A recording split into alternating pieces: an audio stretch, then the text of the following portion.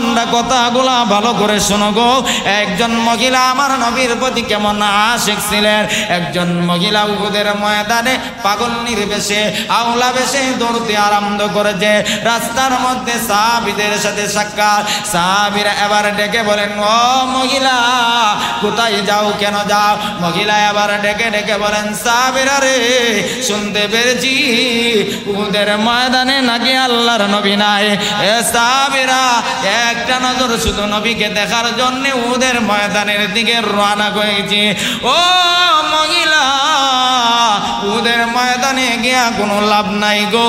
আমরা শুনতে পেরেছি, দেখতে পেরেছি উহুদের ময়দানে নাকি তোমার স্বামী শাহাদাত বরণ করেছে। মহিলাটা কেমন আশিক আমার নবীর প্রতি ছিলেন। তখন মহিলা বলেন, সাহাবীরা রে স্বামী শাহাদাত বরণ করেছে কিনা সেটা জানতে চাই না, আমি শুনতে পেরেছি আল্লাহর নবী নাকি উহুদের ময়দানে নাই। জোরে আওয়াজ দিয়ে বলেন না আল্লাহু আকবার। আবার মহিলাটা উহুদের ময়দানের দিকে রওনা হয়ে গিয়েছে। সাহাবীদের সাথে সাক্ষাৎ। সাহাবীরা বলেন, তোমার স্বামী শাহাদাত বরণ করেছে। মহিলা বলে, স্বামী শাহাদাত বরণ করেছে কিনা সেটা জানতে চায় না, সেটা শুনতেও চায় না। যদি স্বামী শাহাদাত বরণ করে থাকে কিয়ামতের কঠিন ময়দানে আমি শহীদের স্ত্রী হইয়া আল্লাহর আদালতে দাঁড়াইব। এবার বলো না রে, আমি জানতে চাই আমার নবী উহুদের ময়দানে আছে কিনা। তারা বলে, উহুদের ময়দানে নবী আছে কিনা সেটার কোনো খবর নাই। তখন মহিলাটা পাগল নির্বেশে আওলা বেশে আবারও সামনের দিকে উহুদের ময়দানের দিকে রওনা। সামনে যখন মহিলাটা গেলেন আবারও কিছু সংখ্যক লোকের সাথে সাক্ষাৎ। এবার ওই লোকগুলা বলে, ও মহিলা কোথায় যাও, কেন যাও? মহিলা একটা ওই জবাব, আমি শুনতে পেরেছি আল্লাহর নবী উহুদের ময়দানে নাই, আমি একটা নজর নবীকে দেখার জন্য যায়। তখন ওই সমস্ত লোকেরা বলেন, মহিলা গো আমরা শুনতে পেরেছি, দেখতে পেরেছি উহুদের ময়দানে নাকি তোমার বড় ভাই শাহাদাত বরণ করেছে। মহিলার জবাব একটা, ওই ভাই শাহাদাত বরণ করেছে কিনা সেটা জানতে চায় না, আমি জানতে চাই আল্লাহর নবী উহুদের ময়দানে আছে কিনা। এবার মহিলাটা বলে, ও যদি বড় ভাই শাহাদাত বরণ করে থাকে কিয়ামতের কঠিন ময়দানে আল্লাহর আদালতে শহীদের বোন গইয়া দাঁড়াইব। পারামার খাদিজাতুল কুবরা রাদিয়াল্লাহু তাআলা আনহাকে দাফন করা শেষ হয়ে গেলেন। নবীজি কোনো অবস্থাতেই যেন মেনে নিতে পারছেন না, কষ্ট হচ্ছে। দাফন শেষ হয়ে গেলেন। এবার পয়গম্বর খাদিজার কবরের পাশে দাঁড়াইয়া রয়েছেন। বসে পড়লেন খাদিজার কবরের পাশে। নবীজি শুধু কান্না করেন। এবার সাহাবীরা ডেকে ডেকে বলেন, ইয়া রাসূলুল্লাহ দাফন শেষ, চলেন না গো বাড়িতে। আমার নবী বলেন, সাহাবীরা রে তোমরা বুঝবা না খাদিজা আমি মুহাম্মদের জন্য কি পরিমাণ কুরবানি দিয়েছেন। যখন মক্কা নগরীতে আমি মুহাম্মদকে দেখার মতন কেউ ছিল না, তখন আমার সাথে খাদিজা থাকতো। খাদিজা পয়গম্বরের কোমর মুবারকের মধ্যে ধরে রাখতেন, যাতে করে কোনো বেঈমান আমার নবীকে আঘাত না করতে পারেন রে। এইভাবে খাদিজার কবরের পাশে নবীজি বসা। সাহাবীরা বলেন, ইয়া রাসূলুল্লাহ আপনি চলেন না গো, আমরা পর চলে যাই। নবী বলেন, না না, আমি খাদিজার সাথে ওয়াদা দিয়েছি। খাদিজাকে এখন ওই ফেরেশতারা প্রশ্ন করার জন্য আসবে। এবার ফেরেশতারা যখন খাদিজার কবরের মধ্যে আসলেন, আসার পর ফেরেশতারা খাদিজাকে প্রশ্ন করবে। আমার নবী উপর থেকে জবাব দিয়েছেন, ফেরেশতারা রে খাদিজাকে প্রশ্ন করিস না রে, খাদিজাকে প্রশ্ন করলে আমি নবী বরদাস্ত করতে পারবো না। ও ফেরেশতারা খাদিজাকে যা প্রশ্ন করবে আমি মুহাম্মদকে তা কর। খাদিজার পক্ষ থেকে আমি মুহাম্মদ সকল প্রশ্নের জবাব দিয়ে দিব। জোরে বলেন না সুবহানাল্লাহ। এই জন্য যদি দুনিয়ার জমিনে তুমি আমার আল্লাহর মহব্বতের বান্দা হয়ে যাও, আল্লাহ বলেন বান্দারে ইন কুনতুম তুহিব্বুনাল্লাহ,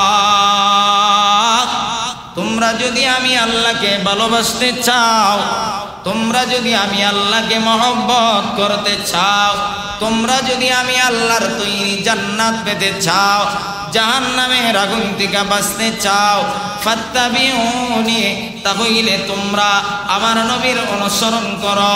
আল্লাহ কোরআনের যত জায়গার মধ্যে আল্লাহর কথা বলেছেন, পাশাপাশি আল্লাহ নবীর কথা বলেছেন। কারণ আল্লাহ আমার নবীকে এই পরিমাণ মহব্বত করেন, এই পরিমাণ ভালোবাসেন। পৃথিবীর জমিনে যত পয়গম্বর আগমন করেছে, পৃথিবীর জমিনে যত নবী আসে, সকল নবীরা আল্লাহকে খুশি করার জন্য যা যা করার দরকার সব করেছেন। যেমন খলিলুল্লাহ ইব্রাহিম পয়গম্বর আল্লাহকে খুশি করার জন্য নিজের সন্তানকে কুরবানি দিয়েছে, আল্লাহকে খুশি করার জন্য আগুনের মধ্যে ঝাঁপ দিয়েছে। আল্লাহ বলেন হাবিব আমার, পৃথিবীতে যত নবী প্রেরণ করেছি, সকল নবীরা আমি আল্লাহকে খুশি করার জন্য দুনিয়াতে যা যা করার দরকার সব করেছেন। আর হাবিব আমার, আপনাকে খুশি করার জন্যে যা যা করার দরকার আমি আল্লাহ করতে রাজি আছি। বারাবার ফাত্তাবিউনি, নবীর ইত্তেবা করতে হবে, অনুসরণ করতে হবে, মহব্বত করতে হবে, ভালোবাসতে হবে। নবীকে মহব্বত করা মানে হলো নবীর সুন্নতের অনুসরণ করা, নবীর আদর্শের অনুসরণ করা, নবীর আখলাকের অনুসরণ করা। যদি কোনো ব্যক্তি নবীর আদর্শ না মানে, পশ্চিমাদের আদর্শ গ্রহণ করে, ইহুদিদের আদর্শ গ্রহণ করে, নাসারাদের আদর্শ গ্রহণ করে, কোন নেতার আদর্শ গ্রহণ করে, কোন নেত্রীর আদর্শ গ্রহণ করে, আমার নবী বলেছেন মান তাসাব্বাহা বিকাউমিন ফাহুয়া মিনহুম। দুনিয়ার জমিনে তুমি যার সাদৃশ্য গ্রহণ করবা, যার চরিত্র তোমার নিজের মধ্যে গ্রহণ করবা, কিয়ামতের কঠিন ময়দানে তার সাথে তোমার হাসর হবে। অন্য হাদিসে নবী বলেন আল মারউ মা মান আহাব্বা, নবী বলেন ইয়া আমার উম্মতের নারী এবং পুরুষ, ভালো করে শোনো, যদি দুনিয়াতে আমি নবীকে মহব্বত করো, আমি নবীর সাথে হাসর হবে। ও মুসলমান, কিয়ামতের ময়দানে নবীর সাথে যার হাসর হবে, তার ঠিকানা হবে ডাইরেক্ট জান্নাতে, ঠিক কিনা?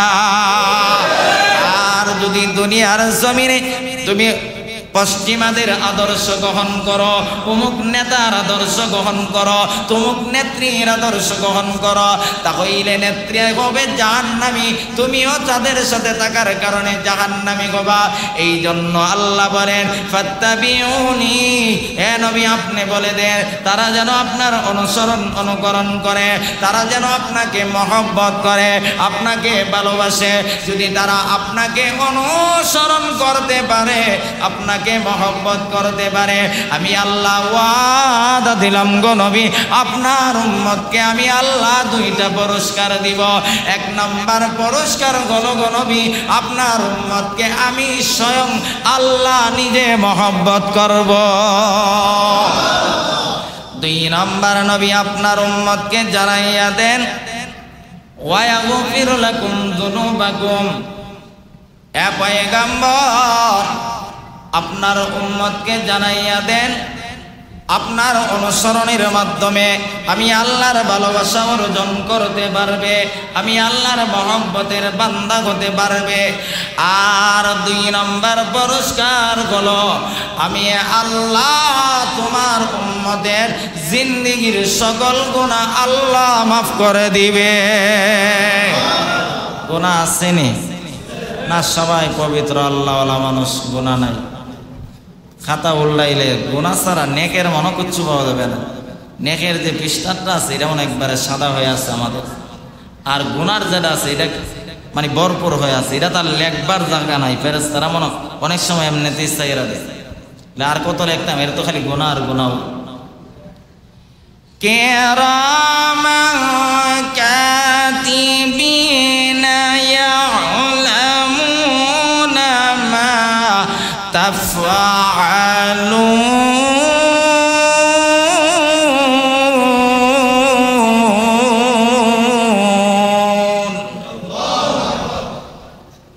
দুই কাঁধে দুইজন ফেরেশতা নিযুক্ত আছে। মালিক রহমান, কতটুক রহমান দেখেন। আমরা যখন গুনার কাজে ইচ্ছা করি যে আমি অমুক কাজটা করব, কিন্তু কাজটা করি নাই, যতক্ষণ পর্যন্ত কাজ না করবে রহমান আল্লাহ রব্বে কাবার মালিক, ততক্ষণ পর্যন্ত গুনাহ লেখার অনুমতি ফেরেশতাদের নাই। সুবহানাল্লাহ বলেন না। অর্থাৎ গুনাহ যতক্ষণ পর্যন্ত আপনি নিয়ত করছেন আজকে অমুক জায়গাতে চুরি করবেন, ডাকাতি করবেন, কিন্তু নিয়ত আপনার পাক্কা ইরাদা করবেনই, কিন্তু কোনো ঘটনাক্রমে আপনি চাইতে পারেন না। আল্লাহ বলেন বান্দা যতক্ষণ পর্যন্ত গুনার কাজ না করবে ততক্ষণ পর্যন্ত ফেরেশতাদের লেখার পারমিশন নাই। আর বান্দা যদি কোনো নেকের কাজের শুধু ইচ্ছা করছে, অর্থাৎ সে ইচ্ছা করছে আমি ফজরের নামাজ পড়ব, নিয়ত করে পাক্কা ইরাদা করে ঘুমাইছে, কিন্তু সে করতে পারে নাই, এই যে নিয়ত করছে, নিয়তের কারণে আল্লাহ তার আমল নামাতে নেক লিপিবদ্ধ করে দিয়েছে। রহমান আল্লাহ কি পরিমাণ দয়া আর অনুগ্রহ আপনি আমার উপর।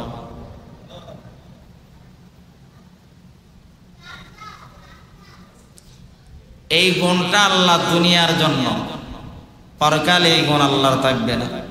অর্থাৎ সেদিন আল্লাহ রহিম হয়ে যাবে, শুধু মুমিন ইমানদার নেককার আল্লাহওয়ালাদের উপরে আমার আল্লাহ সেদিন দয়া করবে, কোন নাফরমানের উপর আল্লাহর সেদিন দয়া থাকবে না। বারবার আল্লাহ রাব্বুল আলামিন সূরা আল ইমরানের 31 নম্বর আয়াতে আল্লাহ রাব্বুল আলামিন বলেন ইন কুনতুম তুহিব্বুনাল্লাহ, নবী গো তারা যদি আমি আল্লাহকে ভালোবাসতে চায়, তারা যদি আমি আল্লাহকে মহব্বত করতে চায়, তারা যদি আমি আল্লাহর তৈরি জান্নাতে যাইতে চায়, জাহান্নাম থেকে বাঁচতে চায়, ফাত্তাবিউনি, তারা যেন আপনার অনুসরণ করে, তারা যেন আপনার ইত্তেবা করে, তারা যেন আপনার মহব্বত করে। অর্থাৎ মহব্বত কতটুকু করব এর বর্ণনা নবী 1400 বছর পূর্বে নবী নিজেই পবিত্র জবান দ্বারা দিয়েছেন। লা ইউমিনু আহাদুকুম হাত্তা আকুনা আহাব্বা ইলাইহি মিন ওয়ালিদিহি ওয়া ওয়ালাদিহি ওয়ান নাসি আজমাইন। নবী বলেন আমাকে কতটুক মহব্বত করবা, অর্থাৎ নবীকে মহব্বত করা হলো ঈমানদার, মহব্বত না করা হলো বেঈমানের আলামত। আমানতু বিল্লাহি ওয়া মালাইকাতিহি ওয়া কুতুবিহি ওয়া রাসূলিহি, সমস্ত রাসূলদের উপর ঈমান আনতে হবে। রাসূলের প্রতি ঈমান আনা মানেই হলো নবীকে মহব্বত আর ভালোবাসা। সাহাবায়ে কেরামরা যতটুকু কি পরিমাণ মহব্বত আর ভালোবাসা। ইসলামের ঐতিহাসিক যুদ্ধ, প্রথম যুদ্ধ যেটাকে বদরের যুদ্ধ বলা হয়, লম্বা ইতিহাস, সেটা বলা আমার মাকসাদ না, উদ্দেশ্য নয়। ঐতিহাসিক যুদ্ধে মুসলমানের সংখ্যা হলো 313 জন। অস্ত্র কয়েকটা আছে, আবার বাঙ্গা চূড়া তরবারি যেটা আছে কোনো মতে মনে কিছু কাটা যাইতে পারে, অর্থাৎ এই পরিমাণ নাই। কারণ ইসলামের প্রাথমিক যুগে সাহাবায়ে কেরামরা খুব গরবী হালত, অসহায় অবস্থা ছিল। আর যতগুলা মানুষ ইসলামের প্রাথমিক পর্যায়ে মুসলমান হয়েছে, প্রথম পর্যায়ে যারা মুসলমান হয়েছে 20% গরিব, গোলাম, ওই সমস্ত মানুষই তখন প্রাথমিক পর্যায়ে মুসলমান হয়েছে। 313 জনের সাহাবীদের জামাত নিয়ে বদরের প্রান্তরে হাজার বেঈমানের সাথে তখনকার শক্তিশালী, তখনকার রাষ্ট্রপ্রধান আবু জাহেল, আবু লাহাব, তাদের সাথে মোকাবেলা করবে। তাদের সংখ্যা হলো 1000-এর উপরে, অস্ত্র 1000-এর উপরে, ঘোড়ার অভাব নাই। আর মুসলমানের কিতাব আছে 2টা ঘোড়া মনে হয়, আর অস্ত্র মনে হয় 8টা ছিল। আবার মানুষের সংখ্যা 313 জন। এর আর একটা অস্ত্রের সামনে তুই দাঁড়ানোর মতন সাহস নাই। কিন্তু তারা তো তরবারি দিয়ে মোকাবেলা করবে আর ঘোড়া দিয়ে আর মানুষের সংখ্যা দিয়ে এই নিয়ত করে যায় নাই, কারণ সাহাবীদের হৃদয়ের মধ্যে ইমানের পাওয়ার সবচাইতে বেশি ছিল। শাহজালাল মুজাররদে ইয়ামানি রহমাতুল্লাহি আলাইহি ইয়ামান থেকে বাংলাদেশের সিলেটে আসছিল। তখন মুসলমান উনি আর সব বেঈমান বাংলার মুসলমান। করগোবিন্দের সাথে দাঁড়াইয়া যখন মোকাবেলা করেন ওনারা কয়েকজন আর 1000 বেঈমান, কিচ্ছু দিয়া তরবারি দেয় নাই, শুধু নারায়ে তাকবীর আল্লাহু আকবারের ধ্বনি দিয়েছে। করগোবিন্দ খতম হয়ে গিয়েছে, ইমানের পাওয়ারের বিজয় হয়েছে। সাহাবায়ে কেরামরা 313 জন নিয়ে, গরিব সাহাবীরা কাপড়ও ভালো করে নাই, একদিক দিয়ে ডাকলে আরেক দিক দিয়ে খালি হয়ে যায়, উদাম হয়ে যায়। পেটের মধ্যে ভাতও নাই, পাথর। কত কষ্ট করে রক্তের বন্যার উপর দিয়ে ইসলাম এই পর্যন্ত আসছে। ইসলামের গাছের গোড়ায় যেইভাবে পানি না দিলে গাছ সতেজ হয় না, ইসলামের গোড়া তো যুগে যুগে মুসলমানের রক্ত দিতে হয়, রক্তের বিনিময়ে ইসলাম জিন্দা হবে। বদরের প্রান্তরে নবী গেলেন, আবু জেহেল ফাড়াও আছে, আবু লাহাবের মতন ফাড়াও আছে, সবগুলা আছে। নবী সাহাবীদের জামাত নিয়ে গেলেন 313 জন, 8টা তরবারি, 2টা ঘোড়া। আর তাদের ঘোড়ার অভাব নাই, অস্ত্রের অভাব নাই। যাওয়ার পর 313 জনের মধ্যে 2 জন সাহাবী ছিলেন ছোট, হযরতে মুআদ আর মুআব্বিস, ছোট 2 ভাই। একটা ভাই একটু লম্বা, তাকে রাসূল পারমিশন দিয়েছেন জিহাদের ময়দানে যাওয়ার জন্য। আমাদের সমাজে তো এমন এক সময়ও গেছে, জিহাদের আলোচনা করলে বলে জঙ্গিবাদী বলে তোহমা লাগায়া দে। মুসলমানের কোরআনের অসংখ্য আয়াতে জিহাদের কথা আসছে, কোরআনের একটা মানলে আরেকটা না মানলে সে কি মুসলমান? কথা বলেন না কেন মুসলমান? মুআদ আর মুআব্বিস, রাসূল এক বাইরে পারমিশন দিছে, যুবক ভালো করে শোনো, ভালো করে শোনো। জিহাদের প্রতি সাহাবায়ে কেরামদের ইসবিহা আর আমাদের জিহাদের প্রতি অনীহা। বড় বাইরে অনুমতি দেন, ছোট বাইরে দেন। ছোট ভাইয়ের ইসবিহা, সে যে কোনো মূল্যে বদরের যুদ্ধে যাবে। রাসূল তো পারমিশন দেয় না।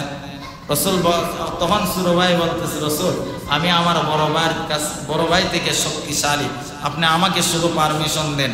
রাসূল বলে, না তোমাকে পারমিশন, তুমি অন্য যুদ্ধে কাজে লাগবে, তুমি চলে যাও। কিন্তু নাসরবান্দা দিতে হবে। বলতেছে, আমি যদি আমার বড় ভাইকে হারাইতে পারি তাহলে আপনি পারমিশন দিবেন?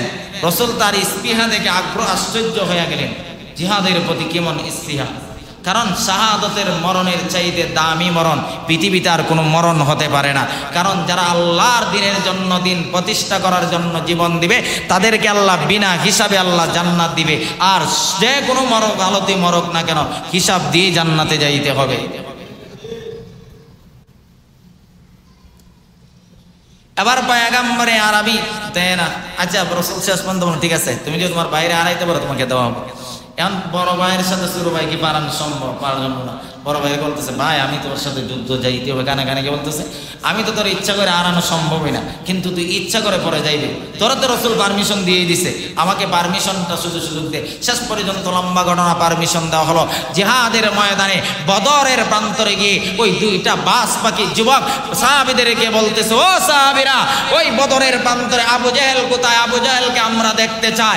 সে নাকি আমার নবীকে গালি দেয়, সে নাকি আমার নবীকে হত্যা করবে, তাকে একটা নজর দেখতে চায়।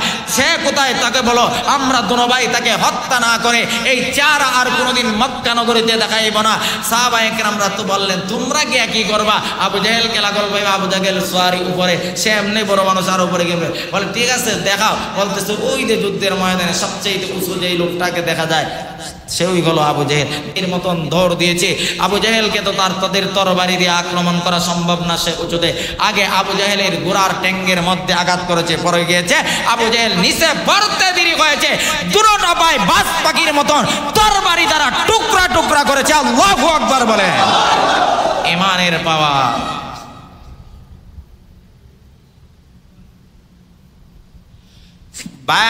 আমার বদরের প্রান্তরে আল্লাহর নবী 313 জন সাহাবীদের জামাত নিয়ে নবী বদরের প্রান্তরে গেলেন। এবার সাহাবীদেরকে পয়গম্বর স্থান নির্ধারণ করে দিলেন। যুদ্ধের একটা কৌশল, সাহাবীদেরকে স্থান নির্ধারণ করে দিলেন। তুমি ওই জায়গা থাকবা, এখান থেকে বেঈমানদের সাথে মোকাবেলা করবা। এইভাবে সাহাবা একরামদেরকে দিলেন। আর বদরের যুদ্ধের সেনাপতি স্বয়ং আল্লাহর পরে যেই নবী মর্যাদা, তিনিই ছিলেন বদরের যুদ্ধের সেনাপতি। সুবহানাল্লাহ জোরে বলেন। আমরা তো অনেকেই খালি এই কথা বলি, শুধু মালিশ করার নাম ইসলাম নয়। যেই জায়গাতে মালিশ করার দরকার সেখানে মালিশ, যেখানে তরবারির দরকার সেখানে তরবারি মোকাবেলা করা, সেটাও ইসলাম। মিষ্টি খাওয়া সুন্নত ইসলামে জানি, কিন্তু রক্ত দেওয়াতে ফরজ ওইটা আমরা জানি না। মিষ্টি মার্কা সুন্নত পালন করতে আমাদের খুব ভালো লাগে। রাসূল স্থান নির্ধারণ করে দিলেন। একবার যায় রাসূলের একজন সাহাবী, পৃথিবীতে প্রত্যেকটা মানুষ বাবার পরিচয় দিয়ে দুনিয়াতে বসবাস করে, কিন্তু পৃথিবীতে একজন মানুষ হয়েছিলেন সাহাবী হযরতে আবু উবাইদা ইবনুল জাররাহ। উনি দুনিয়াতে বাবার পরিচয় দিয়া পরিচিতি লাভ করে নাই, বরং দাদার পরিচয় দিয়ে তিনি দুনিয়াতে পরিচিত লাভ করেছেন।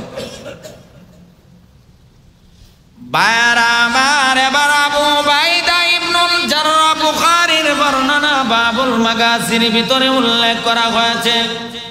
আবু উবাইদা ইবনুল জাররাহ বলেন, পয়গম্বর আমাকে স্থান নির্ধারণ করে দিলেন।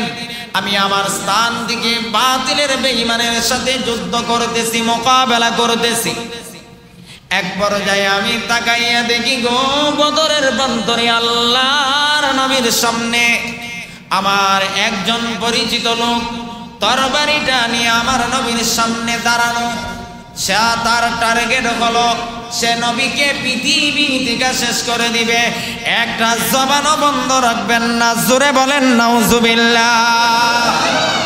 নবীর হেফাজতের দায়িত্ব কার হাতে? না, আরো আসতে বলেন, গুনাহ হবে আল্লাহর নাম জোরে লইলে। জোরে বলেন, নবীর হেফাজতের দায়িত্ব কার হাতে? আরো জোরে জোরে জবানটা খুলে বলেন, কার হাতে? ইয়া আইয়ুহান নাবিয়্যু হাসবুকাল্লাহ লামানিত্তাবাআকা মিনাল মুমিনিন। আল্লাহ বলেন, নবী হেফাজতের দায়িত্ব আমি আল্লাহ গ্রহণ করেছি। আবু জেহেলের হাতে দেই নাই, আবু লাহাবের হাতে দেই নাই যে তারা আপনাকে চেষ্টা করলেই মারতে পারবে। তারা মারতে পারবে না, কারণ আপনার 24টা ঘন্টার পাহারাদার জিম্মাদার আমি স্বয়ং নিজে আল্লাহ গ্রহণ করেছি। সুবহানাল্লাহ জোরে বলেন।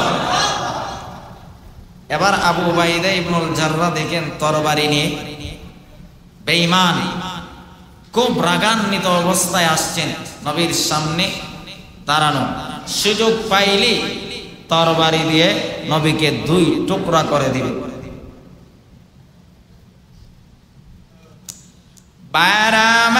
এবার আবু উবাইদা ইবনুল জাররাহ বলেন, আমি তখন দৌড় দিয়ে গেলাম। যাওয়ার পর আমি আমার তরবারির কৌশল চালাইয়া বেঈমানটাকে প্রথমবার মাফ করে দিয়ে তাকে এখান থেকে সরাইয়া দিলাম। আমি আমার জায়গাতে চলে গেলাম। সেখানে গিয়ে আবারও বেঈমানের সাথে মোকাবেলা করতেছি। দ্বিতীয়বার আবারও তাকায়া দেখি লোকটা পরিপূর্ণ টার্গেট, রাগান্বিত অবস্থায় তরবারি নিয়ে আসছে। তার একটা ওই টার্গেট, নবীকে শেষ করে দিবে। নাউজুবিল্লাহ। আবু উবাইদা ইবনুল জাররাহ বলেন, আমি আমার স্থান থেকে বেঈমানদের সাথে মোকাবেলা করতেছি। আমি তাকাইয়া দেখি বেঈমানটা আমার পরিচিত লোক, আমার নবীকে পৃথিবী থেকে শেষ করে দিবে। আমি আমার তরবারির কৌশল চালাইয়া প্রথমবার তাকে মাফ করে দিয়েছি, কোনো আঘাত করি নাই। বেঈমানটাকে সরাইয়া দিলাম, আমি আমার স্থান থেকে আবারও মোকাবেলা করতেছি। দ্বিতীয়বার আবারও তাকাইয়া দেখি গো বেঈমানটা আমার নবীকে শেষ করে দেওয়ার জন্যে নবীর সামনে তরবারি নিয়ে হাজির। আমি তখন দৌড় দিয়া গেলাম, বেঈমান এবং নবীর মধ্যখানে দাঁড়ায়া গেলাম। দ্বিতীয়বার আমি তাকে মাফ করে দিলাম, আমি কোনো কিছুই করি না। এবার আমি আমার স্থানের মধ্যে থেকে বেঈমানদের সাথে মোকাবেলা করতেছি। 3 নম্বর বার আমি তাকাইয়া দেখি গো ওই বেঈমানটা আবারও পরিপূর্ণ টার্গেট নিয়ে আল্লাহর নবীকে শেষ করে দেওয়ার জন্য আমার নবীর সামনে হাজির হয়েছে। আবু উবাইদা ইবনুল জাররাহ বলে, আমি তাকে প্রথমবার মাফ করে দিয়েছি, দ্বিতীয় নম্বর বার মাফ করে দিয়েছি।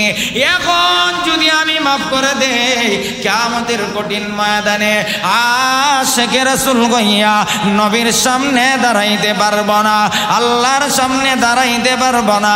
তাহলে আমি তাকে কোনো অবস্থাতেই এখন ছেড়ে দিতে পারি না, কারণ লোকটা আমার পরিচিত, লোকটা আমার পরিচিত। এবার আবু উবাইদা ইবনুল জাররাহ বলে, বুখারী শরীফ কিতাবুল মাগাজির মধ্যে যুদ্ধের অধ্যায়ের মধ্যে বা বদরের যুদ্ধের ঘটনার মধ্যে আবু উবাইদা ইবনুল জাররাহর কথা উল্লেখ করেছেন।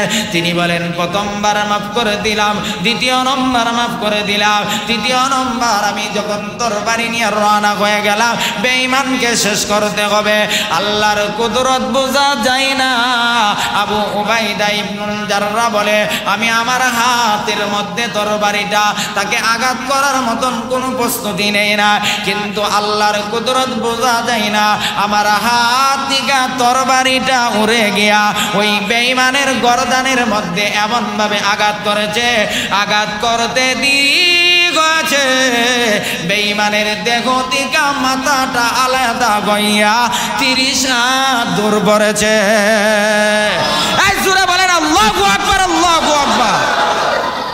বায়রামাত আবু উবাইদা ইবনুল জাররাহ বলেন, প্রথমবার মাফ করে দিলাম, দ্বিতীয় নম্বর মাফ করে দিলাম, তৃতীয় নম্বর যদি মাফ করে দে, কিয়ামতের ময়দানে আশিকে রাসূল হইয়া দাঁড়াইতে পারবো না, নবীর সামনে দাঁড়াইতে পারবো না।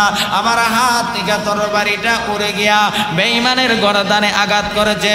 যুদ্ধ শেষ হয়ে গেলে এবার পয়গম্বর সাহাবীদেরকে বললেন, সাহাবীরা রে, কতগুলা বেঈমান জাহান্নামের টিকিট নিয়ে জাহান্নামে চলে গেছে, তাদের লাশগুলা একত্রিত করো। তখন নবীর সামনে লাশগুলা একত্রিত করা হয়েছে। পয়গম্বর তাকাইয়া দেখেন রে, 69টা লাশের দেহ এবং মাথা একসঙ্গে কালেকশন, একটা লাশের শুধু দেহ আছে আর মাথা নাই।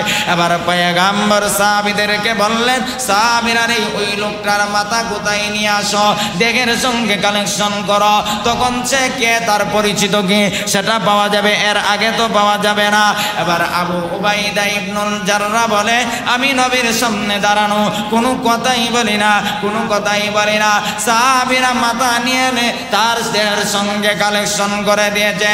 কালেকশন করতে দেরি গেছে। এবার পয়গম্বর বলেন, সাহাবীরা রে, ওই লোকটা আর কেউ না, ওই লোকটা বলেন আমার আবু উবাইদা ইবনুল জাররাহর জন্মদাতা পিতা। আল্লাহু আকবার বলেন, আল্লাহু আকবার, আল্লাহু আকবার।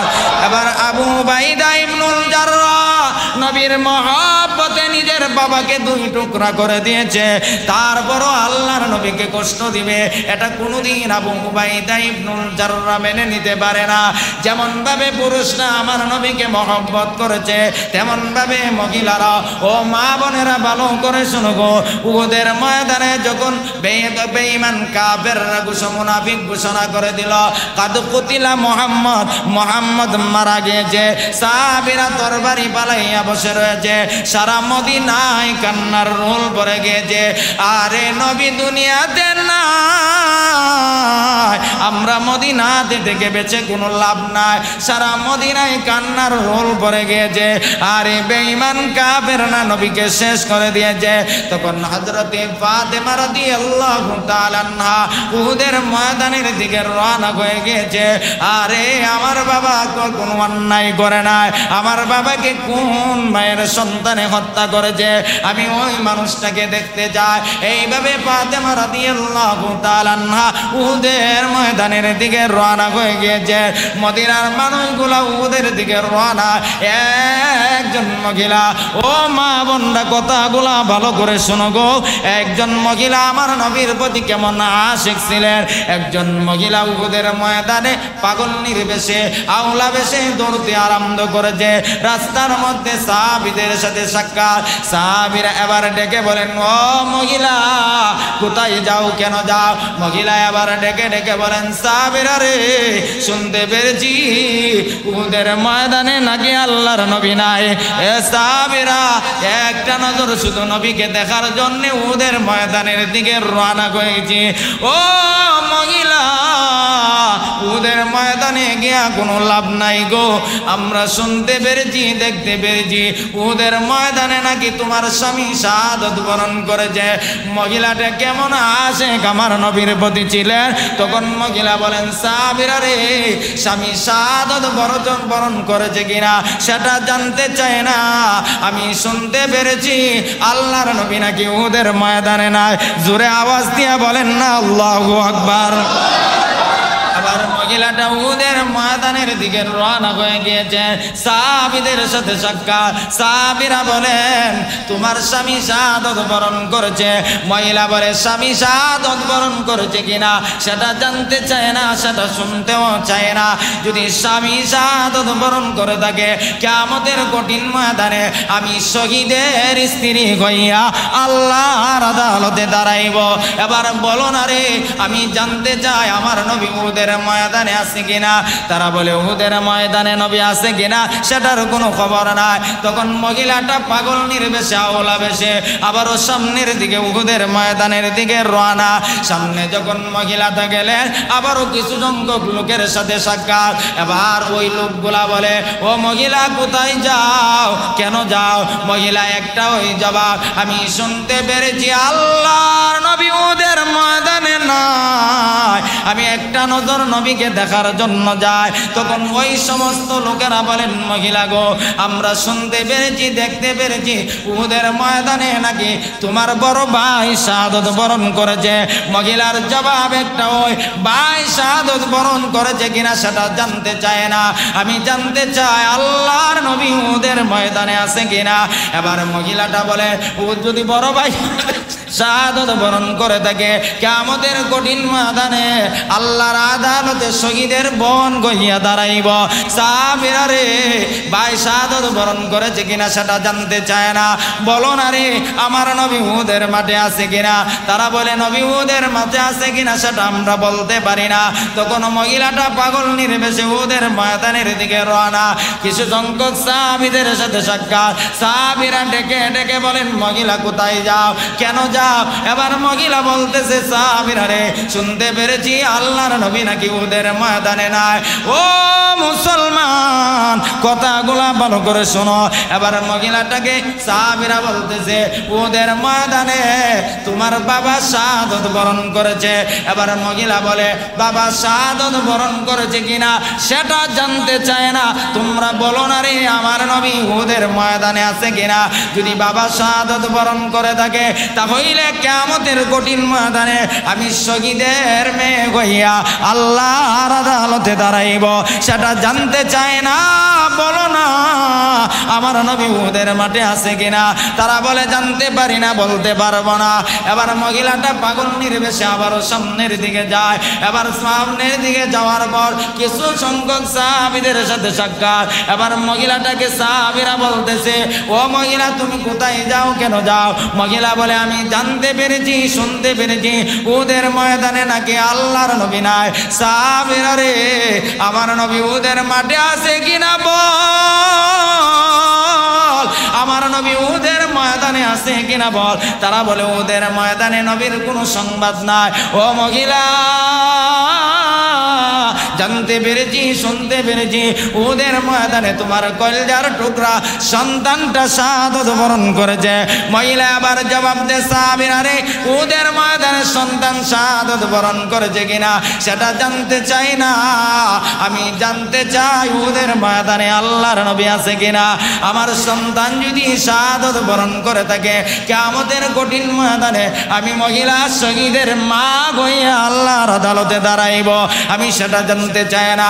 আমি জানতে চাই আমার নবী ওদের মাঠে আছে কিনা। তারা বলে ওদের মাঠে নবী আছে কিনা জানতে পারি না। তখন মহিলাটা ওদের মাঠের দিকে রওনা হয়ে গেছে। মাঠের ভিতরে প্রবেশ করে তাকাইয়া দেখে আল্লাহর পয়গম্বর, যেই নবীর মর্যাদা আল্লাহর পরে নবীকে দুইজন সাহাবীরা কাঁধের উপর ভর করাইয়া উঠাইতেছেন। গর্তে দিঘা আমার নবীজির শরীরটা রক্ত শূন্য হয়ে গিয়েছে, দুইটা লোহার টুকরা এইভাবে মাথার ভিতরে প্রবেশ করেছে। এবার মহিলাটা আল্লাহর নবীর সামনে গিয়া বলেন, পয়গম্বর আমার, ইয়া রাসূলুল্লাহ, নবী গো, আমার 4 জন শহীদ হয়েছে, সংবাদ শুনতে পেরেছি। শহীদ হয়েছে কিনা সেটা আমার জানারও বিষয় না, কিন্তু আমি যখন আপনাকে দেখতে পেরেছি, আমি মহিলার যত কষ্ট আর দুঃখ আছে এই মুহূর্তের ভিতরে বলে গেলাম। আল্লাহু আকবার বলে, আল্লাহু আকবার। বায়রাবাদ। এবার আবু উবাইদা ইবনুল জাররাহ বলে, পয়গম্বর যখন বললেন কতগুলা বেঈমান বা বেঈমান জাহান্নামের টিকিট নিয়ে জাহান্নামে চলে গিয়েছে, তাদের লাশগুলা একত্রিত করা হোক। একত্রিত করার পর 69টা লাশের দেহ আছে, মাথা আছে, একসঙ্গে একটার শুধু দেহ আছে, মাথা নাই, কালেকশন করা হয়েছে। নবী বলেন, সাহাবীরা রে, এটা বলেন আমার আবু উবাইদা ইবনুল জাররার জন্মদাতা পিতা। লা ইউমিনু আহাদুকুম হাত্তা আকুনা আহাব্বা ইলাইহি মিন ওয়ালিদিহি ওয়া ওয়ালাদিহি ওয়ান নাসি আজমাইন। এবার পয়গম্বর যখন এই কথা বললেন, তখন বেঈমান কাফেররা আল্লাহর নবীকে কটূক্তি করতে আরম্ভ করেছে। এ মুহাম্মদ, তুমি বলেছ ইসলাম ধর্ম নাকি শান্তির ধর্ম? ইসলাম ধর্ম নাকি মানবতার ধর্ম? ইসলাম ধর্ম নাকি শান্তির ধর্ম? যেই ধর্মের কারণে নিজের সন্তান নিজের বাবাকে হত্যা করতে পারে, এটা কোনোদিন মানবতার ধর্ম হতে পারে না, এটা কোনোদিন শান্তির ধর্ম হতে পারে না। এইভাবে যখন আল্লাহর নবীকে কটূক্তি করতে আরম্ভ করেছে, আমি আপনাদের কাছে জানতে চাই, ইসলাম ধর্ম শান্তির না অশান্তির? আরো জোরে বলেন, শান্তির না অশান্তির? ইসলাম হলো চিরতরের শান্তি সুখের নিশানা। ইসলাম হলো চিরতরের শান্তি সুখের নিশানা। ইসলাম ছাড়া অন্য সবই জাহান্নামের ঠিকানা। ইসলাম হলো চিরতরের শান্তি সুখের নিশানা। ইসলাম ছাড়া অন্য সবই জাহান্নামের ঠিকানা। কেউ বা করে গণতন্ত্র, কেউ বা আবার রাজতন্ত্র, সব কিছু পেট পূজারি ভণ্ডামিয়ার বাগানা। সব কিছু পেট পূজারি ভণ্ডামিয়ার বাগানা। ইসলাম ছাড়া এবার আবু উবাইদা ইবনুল জাররাহকে পয়গম্বরকে নিয়া বেঈমান কাফেররা যখন কটূক্তি করতেছে, নবীর সামনে আবু উবাইদা ইবনুল জাররাহ দাঁড়ানো। এমন সময় এইভাবে বেঈমান কাফেররা যখন কটূক্তি করতেছে, আল্লাহ রাব্বুল আলামিন এইগুলা শুনে কি শুনে না? আরো জোরে বলেন, শুনে কি শুনে না? আল্লাহ তখন জিবরাইলকে ডেকে ডেকে বলেন, জিবরাইল, বেঈমান কাফেররা আমার নবীকে নিয়ে কটূক্তি করবে, আমি আল্লাহ দেখব, কোনোদিন হতে পারে না। ও জিবরাইল, এই মুহূর্তে আল্লাহ নবীর সামনে যাও, কোরআনের আয়াত নিয়ে সূরা মুজাদালার শেষ আয়াত নিয়ে যাও, আর নবীকে জানা দাও আবু উবাইদা ইবনুল জাররাহ যেই কাজটা করেছে এটা 100% সঠিক কাজ করেছে। আবু উবাইদা ইবনুল কাজের প্রতি আল্লাহ খুশি হইয়া সূরা মুজাদালার শেষ আয়াতে কারিমা আল্লাহ নাজিল করেছে। নিজের জন্ম জন্মদাতা পিতাকে হত্যা করে প্রমাণ করে দিয়েছে আমি আমার জন্মদাতা পিতার চাইতে নবীকে বেশি মহব্বত করি। আমরাও পৃথিবীর সকল বাতিলকে জানা দিতে চাই, আমার নবীকে নিয়ে যদি কেউ কটূক্তি করে, আর কটূক্তিকারী যদি আমার জন্মদাতা পিতাও হয় না কেন, জন্মদাতা মাও হয় না কেন, আমার নেতাও যদি নবীর বিরুদ্ধে কথা বলে, নবীর ইজ্জত রক্ষার জন্য নেতাকেও টুকরা টুকরা করতে রাজি আছি। ঠিক কিনা জোরে বলো। আল্লাহ আমাদের সবাইকে সঠিক বুঝ দান করো, নবীর মহব্বত দিলের মধ্যে ঢুকানো তৌফিক দান করো। ইসলাহি মাহফিলটা প্রতি মাসে হোক, আমরা চাইনিও। কথা বলেন না ভাই, চাইনি। আল্লাহ এর মাধ্যমে যেন এলাকার মধ্যে হেদায়েতের হাওয়া চালু করে দিয়ে বদ্দিনীগুলো উঠায় এনে, বিশেষ করে এর মাধ্যমে যেন যেই সমস্ত আমাদের আপনজন মুর্দে গান্ডা কবরে শায়িত হয়ে আছে, লাইট এবারটা কবর দিয়ে আসলেন নি কেউ? বাবারে মারে লাইটের ব্যবস্থা এবারটা দিয়ে আসছিলেন? বিছনা লেপটুসব কিছু আছে? কিছুই দেয় নাই। এই জন্য আমরা ওই সমস্ত মজলিসের মাধ্যমে তাদের জন্য একটা দোয়ার আয়োজন, আল্লাহ রব্বুল আলামিন যেন আমাদের এই এলাকার এবং তামাম বিশ্বের সকল মুসলমান যারা মারা গিয়েছে এই মজলিসকে উসিলা করে যেন সকলের কবরকে আল্লাহ জান্নাতের বাগান বানায় দেয়।